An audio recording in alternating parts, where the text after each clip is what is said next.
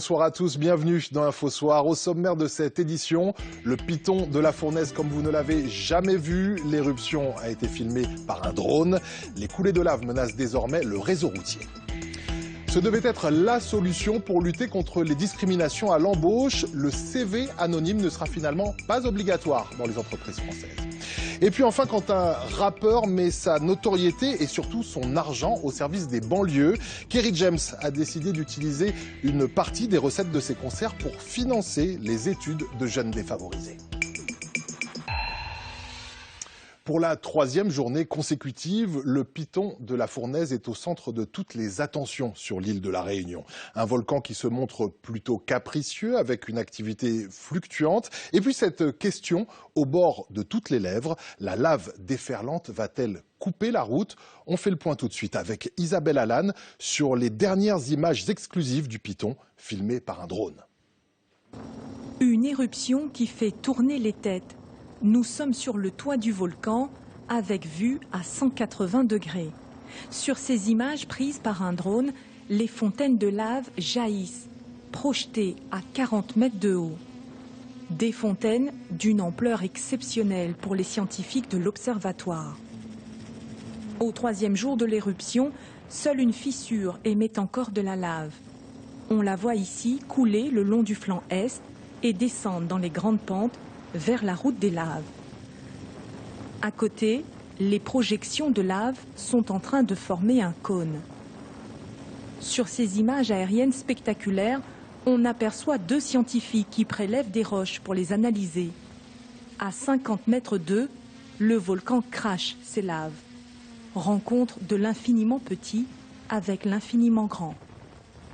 Même si le trémor est en nette baisse, le volcan continue de faire le show et de maintenir le suspense, car en dessous, ça bout encore selon l'observatoire.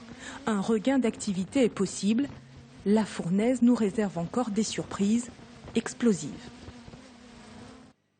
On reste à La Réunion avec cette mobilisation des professeurs pour dire non à la réforme du collège. Comme dans l'Hexagone, la majorité des syndicats enseignants est opposée au projet de loi de la ministre de l'Éducation, Najat Vallaud-Belkacem. Les profs étaient environ 300 à manifester devant le rectorat ce matin. Les cours ont été largement perturbés. L'abbé Xavier Beauvais est relaxé. En octobre 2013, dans une France divisée entre pro et anti-mariage pour tous, l'ecclésiastique faisait une sortie remarquée affirmant « il y a bon Banania, il n'y a pas bon Taubira ». La justice a aujourd'hui estimé qu'il ne pouvait pas être poursuivi pour propos racistes. Les explications d'Henri Elie et Philippe Hernando. Aujourd'hui, devant la 17e chambre correctionnelle, à l'horizon, point de soutane. L'abbé Xavier Beauvais ne s'est effectivement pas déplacé. Il est vrai qu'il n'avait là aucune obligation puisqu'il ne s'agissait que d'un délibéré. Le procès ayant eu lieu le 25 mars dernier, un jugement donc attendu mais sans surprise. Il a été totalement relaxé, le tribunal l'a relaxé et concernant la constitution de partie civile du MRAP, le tribunal a déclaré que le MRAP était irrecevable, tout simplement parce que Mme Taubira n'avait pas donné son accord pour que le MRAP se constitue partie civile. Les faits reprochés à l'abbé remontent au 21 octobre 2013. Ce jour-là, Xavier Beauvais, muni d'un porte-voix, clamait sur la voie publique un slogan « On ne peut plus explicite » diffusé par Canal+ dans le cadre du Petit Journal. Et bien que la représentante du parquet lors du procès en mars ait qualifié l'expression utilisée par l'abbé d'injure raciale caractérisée et véhiculait ainsi un stéréotype raciste, ce dernier peut donc poursuivre aujourd'hui ses sermons comme si de rien n'était. Et puis il devait permettre une véritable égalité des chances à l'embauche. Le CV anonyme ne sera finalement pas obligatoire en France. Ainsi en a décidé le gouvernement qui présentait ce matin son plan de lutte contre les discriminations en entreprise. Un projet qui mise notamment sur les class actions, autrement dit les actions de groupe pour lutter contre les injustices liées au nom ou à la couleur de peau. Un dossier signé Louis Hautvas et Leila Zelouma. La lutte contre les discriminations en entreprise, un sujet que le gouvernement semblait avoir pris à bras-le-corps. Mardi matin, pas moins de 3 ministres pour le porter. Christiane Taubira, la garde des Sceaux, Patrick Kanner, le ministre de la Ville, et François Rebsamen, le ministre du Travail, pour affirmer d'une seule voix leur refus de ce fléau insupportable. Nous avons là tout un dispositif qui doit permettre de lutter contre ces pratiques qui sont absolument inqualifiables dans notre société, qui portent atteinte, je voudrais le dire ici, à l'esprit républicain, à l'idéal républicain, à la cohésion républicaine. 13 mesures ont été ainsi présentées, parmi les plus emblématiques la mise en œuvre d'une campagne de testing à l'automne prochain, la présence d'un référent anti-discrimination dans les grandes entreprises et la possibilité du recours à l'action collective, dont le projet de loi sera examiné en octobre. En revanche, la surprise est venue de l'abandon de l'obligation systématique du recours au CV anonyme pourtant prévu par la loi, contre-productif selon le rapport. Il ne faudrait pas que cette mesure, par sa généralisation et son caractère systématique, nuise justement à l'embauche sous toutes les formes de lutte contre les discriminations. Donc c'est bien une solution, mais ce n'est pas la solution. Une mesure qui a suscité la polémique au sein du groupe de travail. François Hollande dit qu'il est pour le CV anonyme, le Parti Socialiste dit qu'il est pour le CV anonyme, et la première chose que vous faites, c'est vous abrogez le CV anonyme. On veut simplement encourager les 400 entreprises qui s'engagent pour l'égalité, et on abandonne les 34 000 qui ne font rien. C'est-à-dire qu'on renonce à imposer aux 34 000 entreprises qui n'ont jamais pris aucune initiative contre les discriminations, de leur imposer quoi que ce soit. Le MEDEF se désolidarise lui aussi des conclusions du rapport. On l'aura compris, les mesures de lutte contre les discriminations sont loin de faire l'unanimité. Essor des énergies renouvelables, recyclage des déchets, mode de transport durable. Le texte sur la transition énergétique est revenu aujourd'hui devant les députés en deuxième lecture. Plusieurs dispositions du projet de loi chère à Ségolène Royal concernent très directement les Outre-mer. À l'Assemblée nationale, Laurence Théatin, Thierry Ravalet, Daniel Kellier. Pour l'outre-mer, le projet de loi prévoit une programmation pluriannuelle de l'énergie au niveau local. Ce seront désormais les collectivités locales qui détermineront leur stratégie en matière d'énergie renouvelable. Le prix de rachat de l'électricité renouvelable sera fixé par les collectivités locales. Le projet de loi prévoit également de diversifier les sources d'approvisionnement pour diminuer les importations de pétrole et de charbon dont sont très dépendants les départements d'outre-mer. Autre proposition du projet de loi sur la transition énergétique, renforcer l'économie circulaire. Le modèle produire, consommer, jeter a vécu, il doit laisser la place à un autre modèle, produire, consommer, réutiliser. Un texte qui a aussi une dimension sociale. Il prévoit par exemple la mise en place de chèques énergie pour les ménages modestes. Il doit être voté mardi prochain pour une nouvelle navette ensuite au Sénat. Allez, on parle sport avec ces deux ultramarins sur les 36 joueurs retenus pour préparer la Coupe du Monde de rugby. Le Guadeloupéen Mathieu Bastaro et le Calédonien Sébastien Vahamaina sont sélectionnés à 4 mois du premier match en Angleterre. Ils débuteront la préparation le 6 juillet prochain au Centre national de rugby à Marcoussis.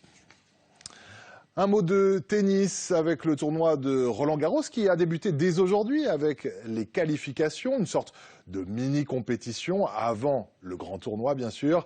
Il faut gagner 3 matchs pour accéder au tableau des stars. Et premier tour réussi pour le Martiniquais Tristan Lamassine, 236e joueur mondial. Il a remporté son match sous les yeux de Nicolas Bouige et Bruno Gabetta. Concentré, Tristan Lamassine avant de pénétrer sur le court numéro 16. Un petit clin d'œil, peut-être le signe qu'il se sent en forme. En tout cas, il a bien entamé son match contre le Canadien Dancevic, 31 ans. Le Martiniquais mène vite 5-0. Il empoche le premier set avant de connaître un petit passage à vide. L'expérience, sans doute, lui a permis de relever brillamment la tête. J'ai quand même été relativement meilleur que lui, je pense, surtout dans le troisième set où j'ai tenu mon service plus facilement et surtout ces jeux de service, j'avais des occasions. Voilà, j'en ai fait 2 et voilà, j'ai bien tenu et mon service et voilà, je suis content. 6-3, 4-6 et 6-2, victoire en 3-7.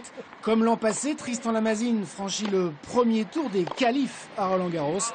Le duel sera franco-français au tour suivant. Le Martiniquais affrontera l'ancien Stéphane Robert, 35 ans, et désormais 550e au classement ATP. Il se sert de son succès pour financer les projets d'étudiants défavorisés. Le rappeur guadeloupéen Kerry James a entamé en décembre dernier une tournée de solidarité. Le principe donc, utiliser une partie des recettes des concerts pour offrir des bourses d'études aux jeunes des cités. Nathalie Sarfati et Leila Zelouma l'ont rencontré à Villeneuve-Saint-Georges, en région parisienne. On connaît Kerry James le rappeur, on connaît l'artiste aux paroles acérées. Voici le Kerry James au grand cœur qui s'est engagé dans une grande tournée pour offrir des bourses d'études aux jeunes des banlieues. Ici à Villeneuve-Saint-Georges, ce sont 9 000 € qui ont été récoltés. Une belle somme partagée entre 3 lauréats. Kerry James voulait qu'ils puissent poursuivre leur projet d'études supérieures. Je le fais parce que j'estime que chacun doit apporter sa pierre à l'édifice et que je refuse de rester dans la critique simple. Oh, il n'y a pas ça, il n'y a pas ça. Mais la question, c'est qu'est-ce que moi, je fais. Les boursiers les voici, Nabil, Inde et Abdou. Ils ne tarissent pas d'éloges sur l'initiative de Kerry James. C'est une super bonne idée, surtout que lui est issu lui-même des quartiers populaires.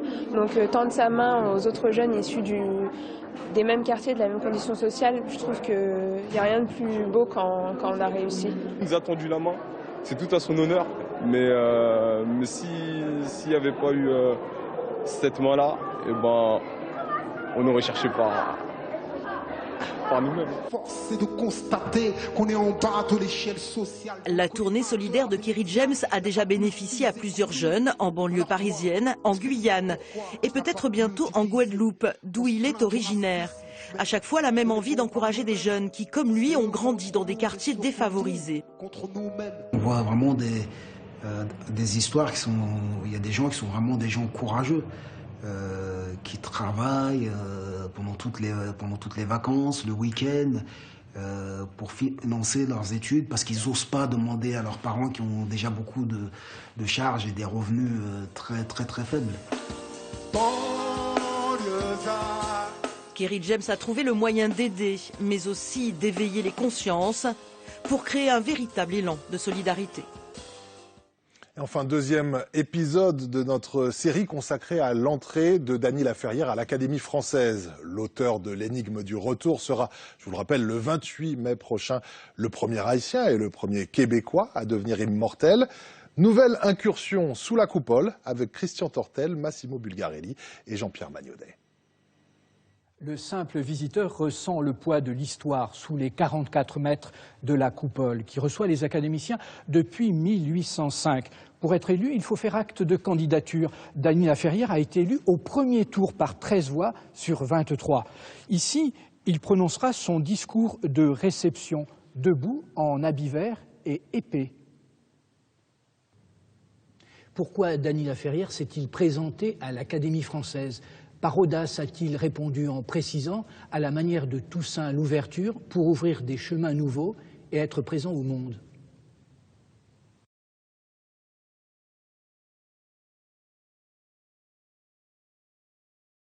Césaire, sans doute pour des raisons politiques. Parmi les absents, Le Clésio et Modiano, qui ne sont pas intéressés par l'Académie française.